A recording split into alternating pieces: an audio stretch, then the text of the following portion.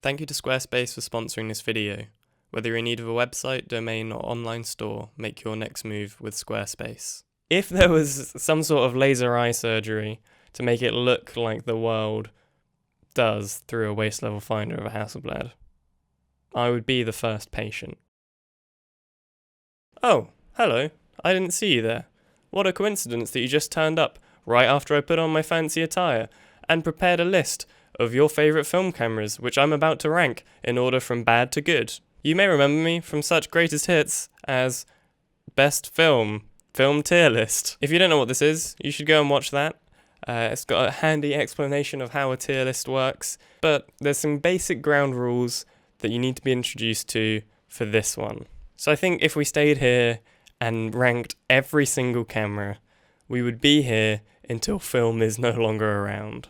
So I've kind of picked some of the favourites, but also some of them are like placeholders for a variety of cameras. So like I've only got one SLR for most brands. I think it's important to remember that the camera body isn't always the most important thing.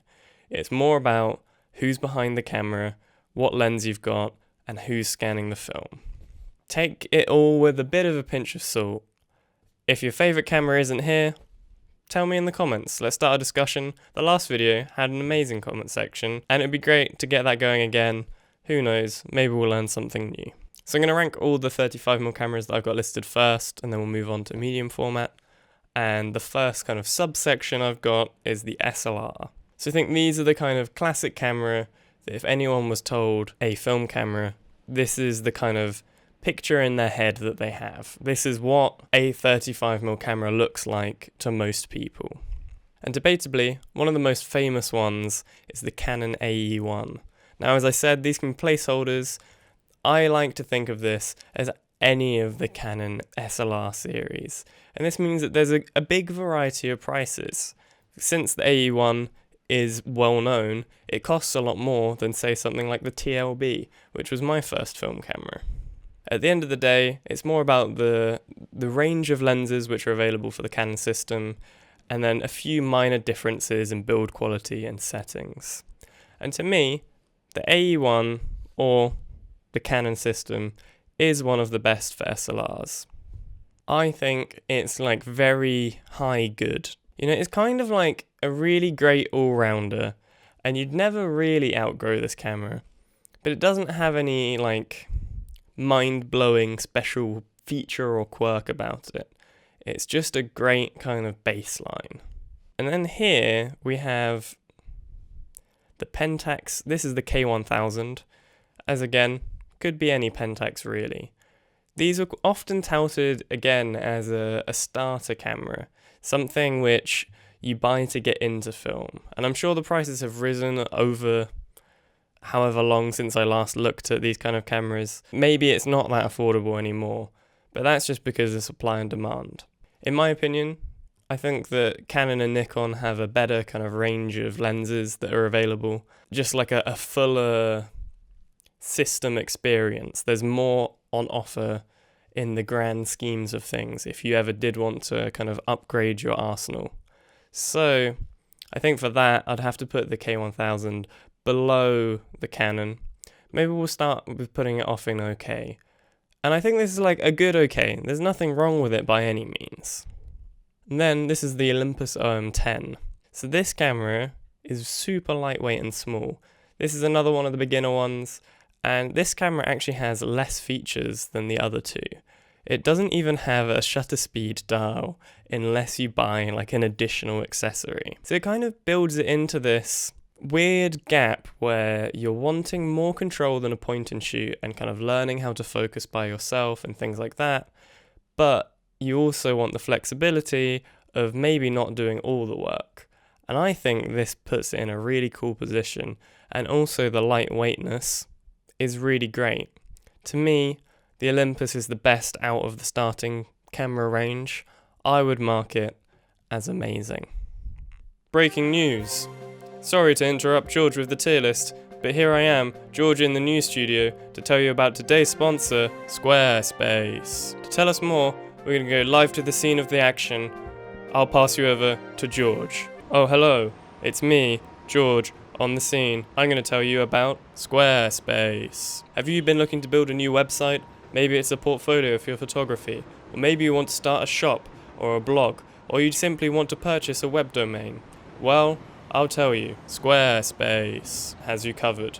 There's a bunch of different templates for different styles, so I'm sure they've got something which you'll love. And what's great is, if you want to sign up to Squarespace today and get yourself a lovely new website, you can get 10% off if you use the code negative feedback. That's all from me. Over to you, George. Thanks, George. Back to you, George, with the tier list. This camera here is, I think, a Praktica, but I've got this listed in my notes as generic Russian camera. These are the kind of cameras you might find in a charity shop or a market. I wouldn't buy one personally. To me, I'd rather spend like a little bit more and get like a fully fledged system. I'm sure that you can take great photos with them. And at the end of the day, it's more about how you use it. But to me, I'd just rather always buy something else. Then we've got the trifecta of Nikon, since I felt bad only picking one from Nikon. And the first one is the FM2, which kind of stands for any standard Nikon SLR. And I think Nikon has some of the best lenses out of the bunch of the SLRs. They have a really great selection, but it can be a bit more on the expensive side. And the FM2 is kind of a really great kind of mid to high range SLR, which has all the functions, all the features. It looks great. I think this is above the AE one. It's just a little bit better. Then we have probably my favorite SLR in terms of just build, the F3. This is like a more of a modular system, and it just looks so cool. The different finders on this camera look amazing.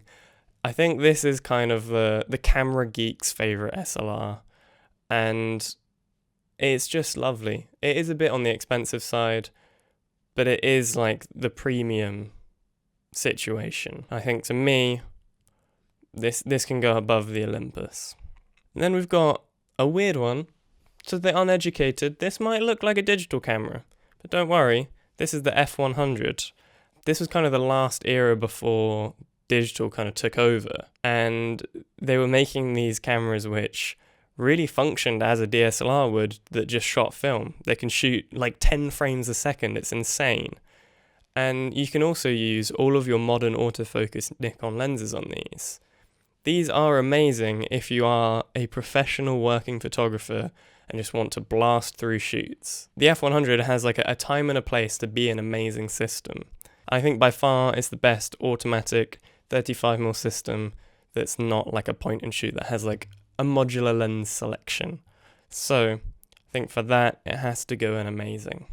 So now we're on to some point and shoots. Once again, we're on a limited selection. We've got all the most famous ones here. There are, of course, unlimited point and shoots that are kind of cheaper options. I think up until this selection, most of them perform exactly the same. And if you are interested in getting a point and shoot which isn't one of these, it's not hard to do a bit of research and kind of find your own. So the first one is the Olympus Mu or MJU1. I like this camera in theory. I think it's a really good option that's quite cheap. However, I haven't had the best autofocus with these. I think it is a bit of an ugly predecessor to the Mu 2. However, if you're tight on budget, it's a really good option. It's like low good. No, it can sit in okay. I'm not going to give it too much credit for being cheaper. It definitely does perform worse. So then, the more redefined bigger brother, the Mu 2. This is probably the most popular point and shoot deemed as cheap, or used to be. This, back in the day, this used to be the affordable point and shoot that people would go for if they still wanted to take really good photos. It's got a plastic body, it's nice and lightweight, and it's also fairly weatherproof. Personally, I struggle with this camera quite a lot. For some reason, there's something about the viewfinder where my eyelashes get in the way and I can't see through it properly. I feel like this is the weirdest complaint to ever make about a camera. Whenever I've told someone before, they've laughed at me. But I personally do not get along with it at all because of my eyelashes. I think in the right user, these cameras are amazing, but the viewfinder is just too small. So I think it can go in the top of okay. I'd still use one if I had to. Then we've got the Leica T4. This is kind of a similar situation to the Mu. It's another plastic point and shoot. So it's the lower end of build quality. However, the lens quality, in my opinion, kind of jumps up a bit. This is also one of the closest focusing 35mm point and shoots, which is another big bonus. You don't really have many settings to faff around with on this. It's just stripped back point and shoot. I think the lens on this is my favourite out of any point and shoots I've ever used. I think this is the best point and shoot I've ever used. It is, so far, the god. So then we have the T5 or the T4 Super, which was the version after, which is incredibly similar, except it's a bit more expensive and has a super scope. And this is like a top-down viewfinder, which is just kind of a periscope in reverse for you to see kind of what you're aiming at. This was used in the past by skate photographers to get low angles, and sometimes now people use it for street photography. However, I've owned one of these before, and I have to say, you look through it for like the first week, and it's a bit of a gimmick, but it's completely useless. And if you're going to pay extra for this, it's not worth it, and therefore I have to mark it down on that. I think I would always go for the T4 over the T5. It's still a really great camera. I think we'll put it in good just because it's not worth paying that bit much more for something you don't need. And then the two biggest clout 35mm, the Contax Ts. And the T2 is kind of the most renowned, I guess, in more pop culture. This camera has been used by all of your favourite celebrities. It feels super premium and nice. It's built out of titanium. It's just lovely. It's got manual aperture selection. It's got a few more kind of options for you to play with. And it just looks really nice.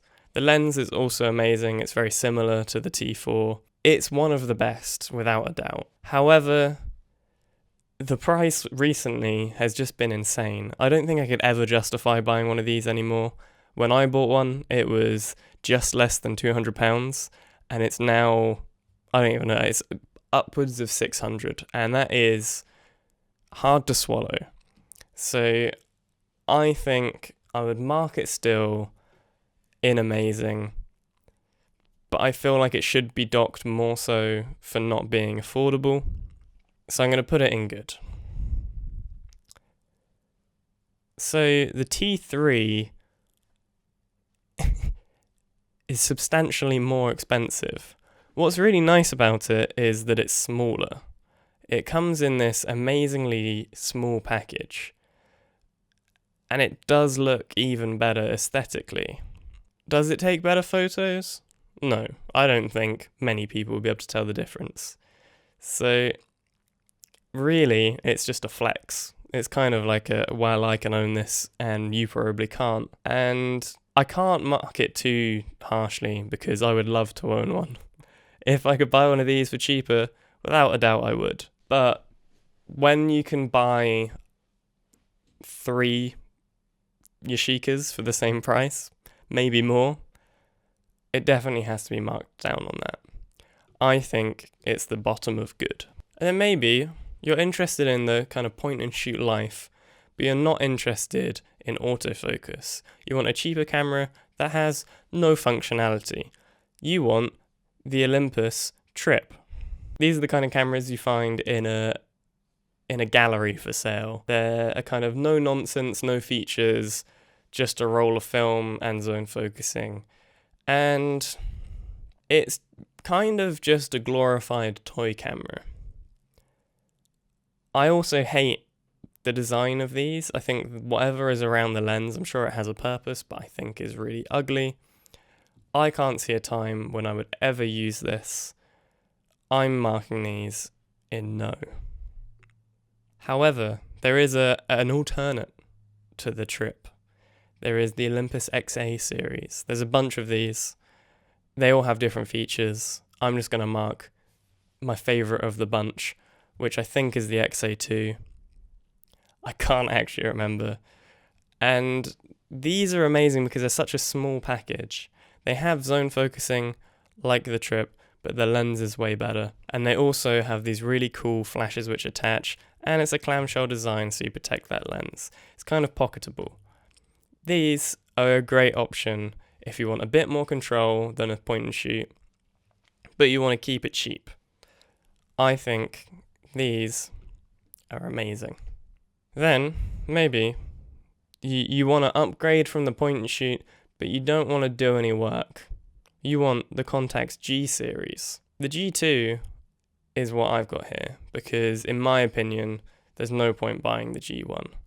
It's cheaper for a reason. I think it just is outperformed in every way by the G2. I think it would always be worth more to save up for a bit longer and buy a G2, but it's understandable if it's just not possible for you.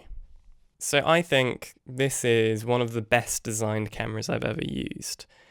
It is a pleasure to work with. Contax really know how to make premium feeling cameras. The main problem with the G2 is feeling like it could break at any second. The fact that you're holding this expensive time bomb. Because it's so electronic, this is always a worry when you're using it. However, when you are using it, you're getting incredible results through the Zeiss lenses and this kind of like fast, snappy autofocus. I love this camera. I think it's amazing for street photography, portrait photography, just travel. It does it all. The lenses are some of the best. They're so sharp and clinical, if that's your thing. Basically, if you're a modern style photographer, you want modern looking images, not kind of muddy, grainy classics, this camera could be the best in the 35mm range for you. I think it's going to go on the top of amazing. We then have the other rangefinder that I've put in. Now, I know there's other rangefinders, and there's also way more made by this make, but I've got the Leica M6, which I think is kind of the classic of the bunch. Maybe not the classic, but the most popular. So to me, but we'll treat it as any Leica. So the biggest problem with Leica is the price, not only of the body, but of the investment in the whole lens system. It's just not cheap at all. And at the end of the day, it is a metal box that is light tight, and it's all about just kind of sucking in light and putting it onto a negative. It doesn't necessarily take better photos than any of the cameras listed on this, apart from the ones in the no category, of course. I think of Leicas kind of as expensive watches. They're these kind of perfect mechanical craftsman pieces which might hold their value or appreciate. So they can be treated kind of as an investment. And they're also for that kind of purist enjoyment of minimalism, I guess. When you're shooting with a nice CLA'd Leica, it's so unintrusive that it really feels like it's just you shooting and you're kind of at one with the camera and the scene. And I don't think it gets better than this for shooting 35mm apart from portraits. I just don't think rangefinders are the best if that's what you want to be making. But I think for travel, day-to-day documentary, maybe landscapes, the Leica system is the best. But it comes at a price, and I think to a lot of people the price isn't worth it. But if you do want to spend that extra bit just because you love cameras and the way that they work, I've mixed opinions. I've owned a few before. They are really great. I'm going to put it at the top of amazing.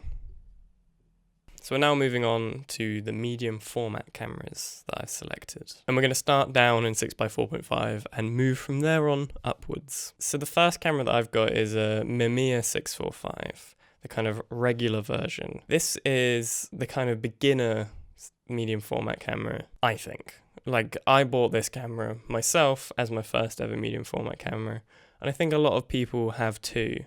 They're really affordable. I think I bought mine for £200. Again, this all might not be the same anymore because with supply and demand, everything's got more expensive.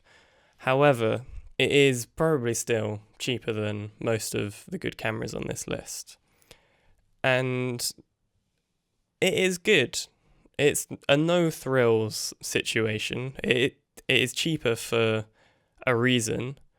And in my opinion, 6x4.5 doesn't have a huge benefit over 35mm. You still need to get the neg a bit bigger to really see the difference. However, the economy of being able to fit more frames on a roll is worth a lot to a lot of people. And I think in fashion as well, these are kind of a killer camera. There is also an 80mm for this system, which I think is f1.9, which is just outrageous in medium format. And with that lens, this camera can tick a lot of people's boxes. I think, though, at the end of the day, just out of an allegiance to not shooting 6x4.5, it still comes in at okay to me. It's just got that one kind of, I guess it's one special feature, is that weirdly low aperture lens. And that's something which I don't like shooting personally anyway. So to me, yeah, it's not coming in too hot. We've then got another Mamiya, same system range, but this one I think is the 645 AF, which is in a bit of a different place. These ones can attach digital backs to them. They're more modern. I think they can use the same lenses, but they also can use an autofocus range of lenses as well, which are really good. These are also sometimes marketed as phase 1 cameras, I believe, and they're really good. I think these ones are kind of only for wedding and portrait photographers. I can't really see a point of using this for anything else. And if you are doing that in a professional situation where you need to shoot lots of frames, I think the Mamiya is probably the best option, because it does come in at a lot cheaper of a price point than the Contax, which I've got listed next to it, which is essentially the same camera, just it looks nicer and it's got more expensive lenses and everything. So the Mamiya, to me, can come in at the bottom half of amazing. I think this is one of the best 645 cameras. So if you do love shooting that format, this one's definitely worth checking out. The Contax, however, I think is pretty much reserved only for wedding photographers at this point, since they can cost like $3,000. And it is amazing. I haven't used this camera in years, but I can still remember using it quite vividly, just because it's so nice to use. This also has a weirdly low aperture lens. It's got an 80mm f2, which is insanely sharp. It's got Zeiss lenses and they're just so clean. The amazing thing about this one is that it's an autofocus f2 lens. It doesn't really ever miss autofocus. It's just a pleasure to shoot with.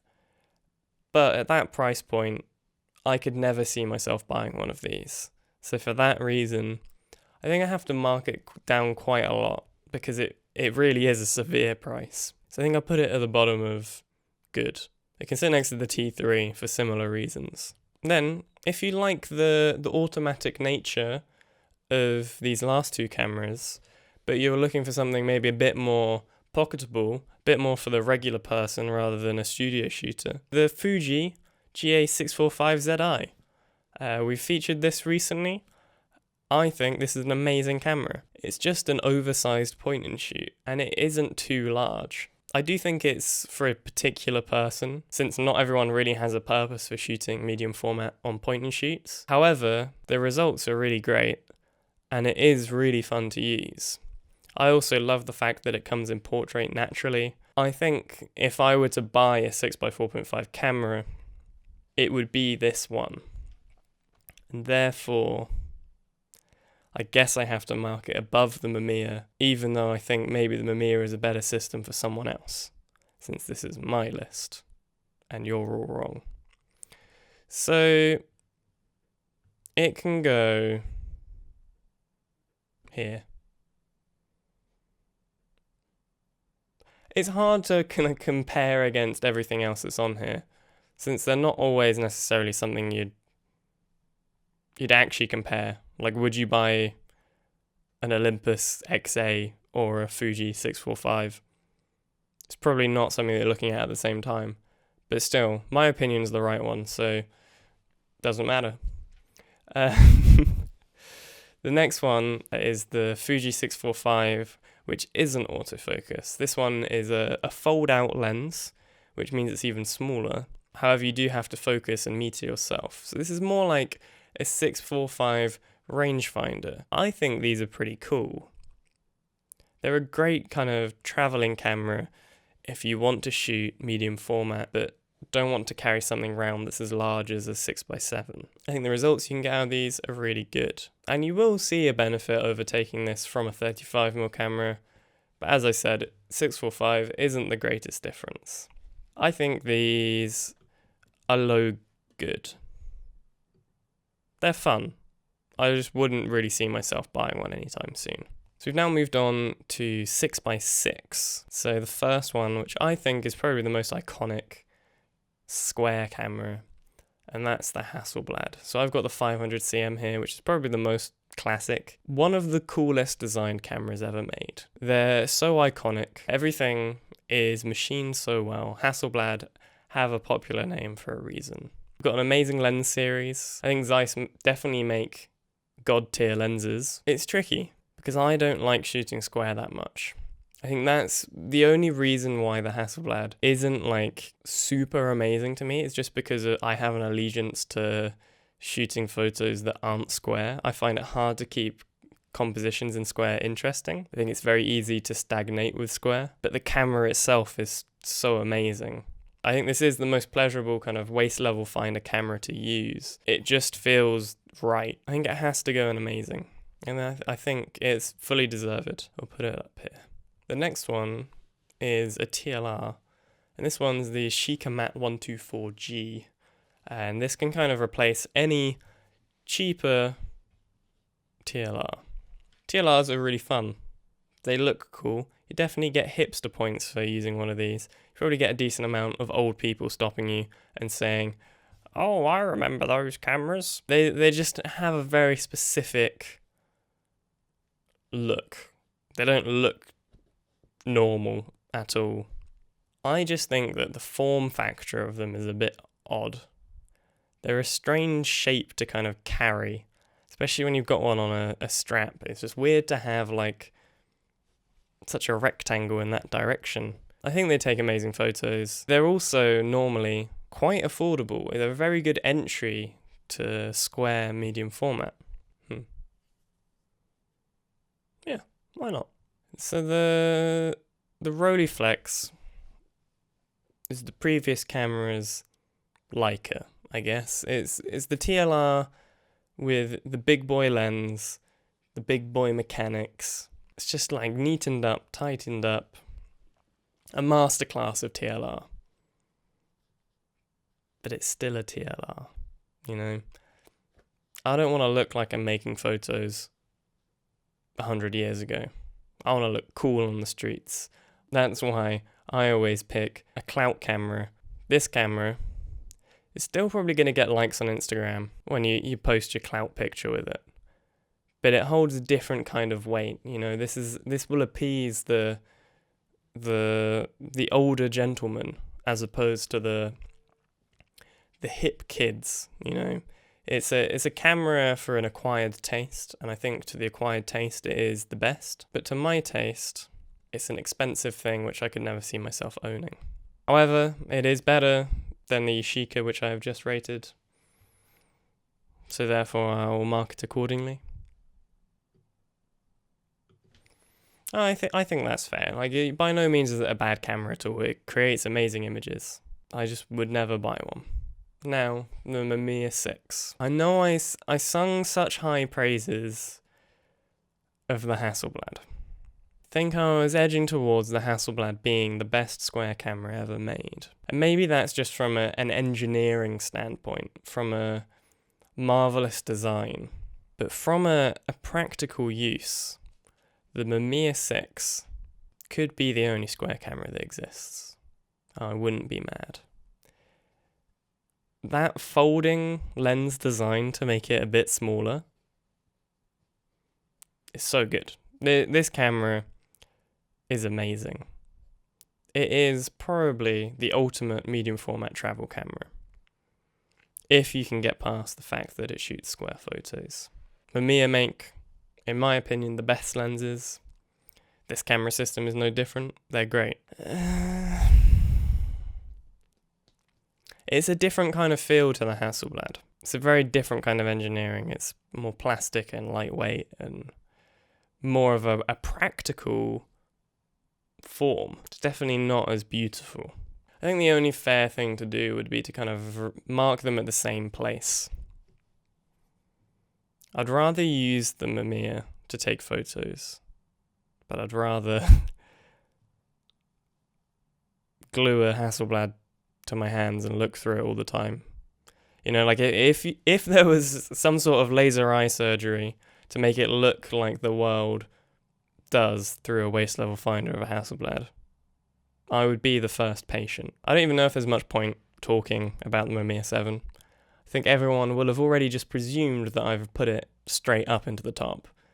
And you're right, it deserves its place. It's the best. It's up there for a reason. It's kind of been the poster boy of the channel for forever. And that's because this camera is your favourite photographer's favourite camera. Well, maybe it isn't. Maybe only if you like documentary photography. This camera has taken so many good photos in the history of photography. It's such an unobtrusive yet high quality image maker. As long as you're not interested in taking kind of closer up fashion-esque portraits, this does your environmental portraits, your landscapes so well. And it's so portable. I've carried this camera up mountains and it's not been a problem. It's fully deserved of being up there. And then there's a bit of an odd one. This can stand for a few different cameras. There's a few different ones. This one is a Fuji 670, I think it's called. It's a folding Fuji camera. There's also a Voigtlander option. And for a lot of the time, I always considered the Mamiya 7 as the best travel medium format camera. It was a bit harder to carry around, but the results were just worth it. However, these Fujis are very good. There's something about the lens which I don't quite like as much, and there is something about having this kind of bellows system which feels a bit more flimsy. However, fits in like the glove box or the center console of any car. It's very good for road trip photography. And yeah, it's really nice that it folds down and becomes so flush with your body when you have it around your neck. And it really does make a difference if you were going on an extended period of traveling. As far as results go, basically no one's going to know much difference between this and other systems. It's just a bit of a practical ease of use. However, I would feel a lot more concerned about this camera in weather since it does have bellows. I think this one can go in high amazing. Next up, the Mamiya RZ67, which is a camera I've been using a lot recently, and I've really been liking it. I think this camera to me is more about output than necessarily like its actual, I don't know what to call it, like it's more about the images that it makes than necessarily like the beauty of using this camera. But by no means is it like not nice to use. It's just not particularly like outstanding in aesthetics or build quality or any of those things. It's more of just like an honest picture taker.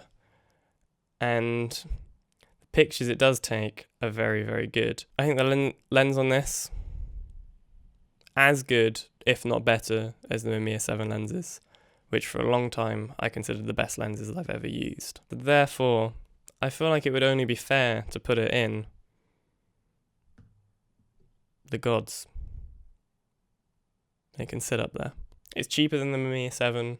It's got a wider lens system, and it's got that close focus with the bellows system. It's very, very good. And then we've got the RB67, which is kind of like the ugly brother of the RZ.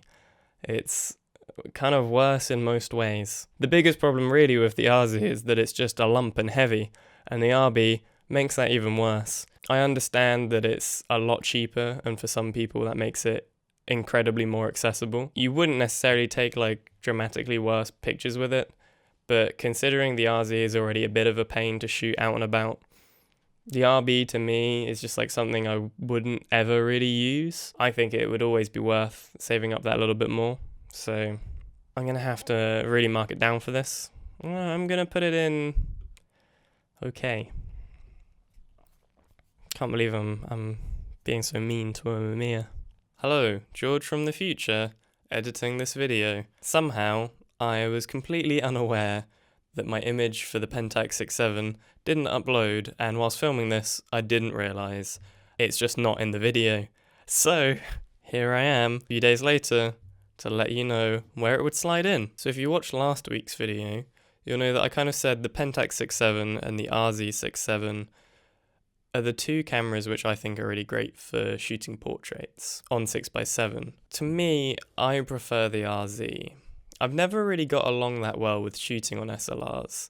I think there's something about the focus where I always second guess myself. And when you're shooting 6x7 and you don't have like a split prism or a magnifier to kind of check out what you're doing, to get only 10 frames in a roll and like miss focus slightly because you can't magnify and all these things. Maybe I'm just bad, but I just don't like working like that as opposed to, say, the RZ where you can flip in the magnifier. I do, however, think the form factor of this camera is amazing. Considering it's so large and heavy, when you have that wooden grip or the two without it, it's got a really good form factor for a camera that's so ridiculously heavy and large. So I think this camera is really good. The lenses are great. If you love shallow depth of field, the 105 2.4 is one of the best. That lens, you can instantly tell when a photo is taken with it. It almost has a large format kind of depth of field. So I think it would only be right to rank this in amazing. So there you have it. Back on to past me telling you the rest. Sorry I didn't put my suit on for this bit, I just really couldn't be bothered. And then, potentially, the weirdest looking camera ever made, the Fuji 680.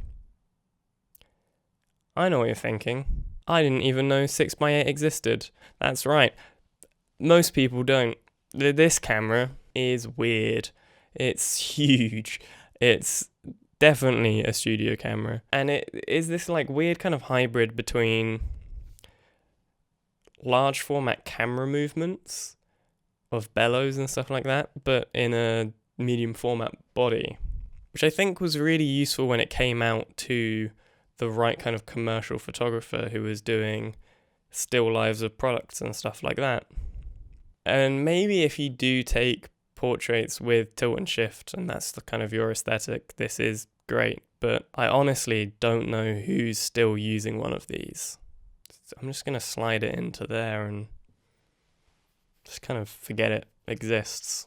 And then in 6x9 I've only brought in one camera because it's kind of the only one which needs to exist. It's the Fuji 6x9, the Texas Leica. This camera is unbelievably large for a rangefinder. It's almost comical. And it does take juicy negs. This camera produces whoppers.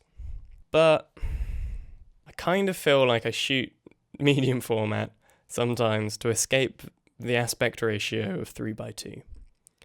Now this definitely isn't the only reason, but like to me, 5:4 and 4:3 look infinitely better than 3:2. There's just so much space to the sides which is hard to fill out. I feel like if I use this camera I'd always want to crop the sides. But if you like 3:2 for some reason, you've probably got more to reevaluate than to buy this camera, but if you do like it, maybe get this, but for me, sorry. I know this is going to offend a lot of people. It does take good photos. I just don't see the point in 6:9.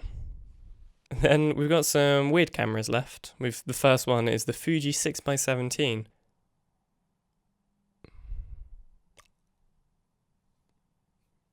I just don't think panoramas need to exist.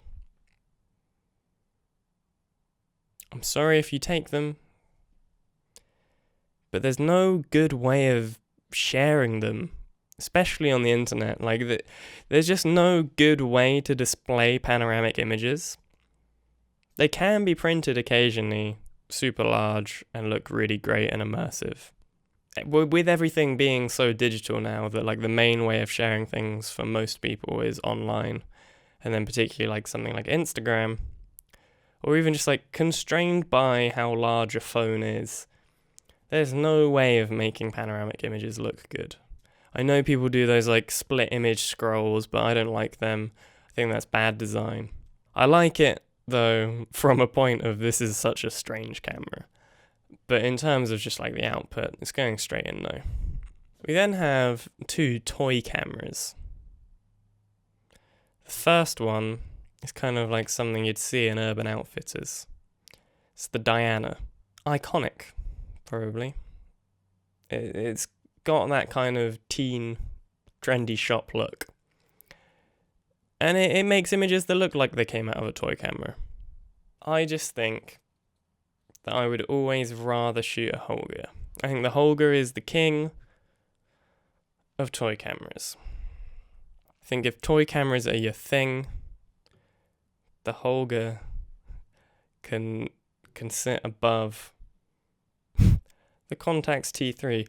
I can't, that feels so strange, but you know, I'm just more so ranking it on the fact I think the Holga is good. If you like toy cameras, if you find it fun to make some images that aren't perfect, the Holga is the best of the bunch. The Diana, you probably just wish Tumblr was still a thing, you know? It's the bottom of the bunch. So the last one I've got is the Yashica Samurai, which has been a recent feature of the videos. It's a half-frame camera, double the exposures. It's got awful autofocus, but it's incredibly fun to use. I think it can sit in okay. It doesn't take particularly high quality photos, but it's just so fun to use. I'd feel weird to put it much higher up because in reality it's not that good, you know? But it's just fun. And it's okay to find things fun, but not rank them super high. Now, of course, this video is missing some cameras. Maybe there should have been a Contax SLR, but I've never really used one, even though I think they look really cool. And maybe there should have been an X-Pan or something like that, but you already know that I hate panoramas, so yeah, I feel like it's a pretty complete list, but I'm sure there are things I've left out, so please let me know in the comments. Let's start a discussion. Thank you if you made it this far, please let me know. And I'm sorry that it's been another video from inside, but you seem to like the first one, and just know that as you're watching this, I'm currently out of the country. Hopefully I'll be able to film something whilst I'm there, and you'll be able to watch that soon. So thanks and bye.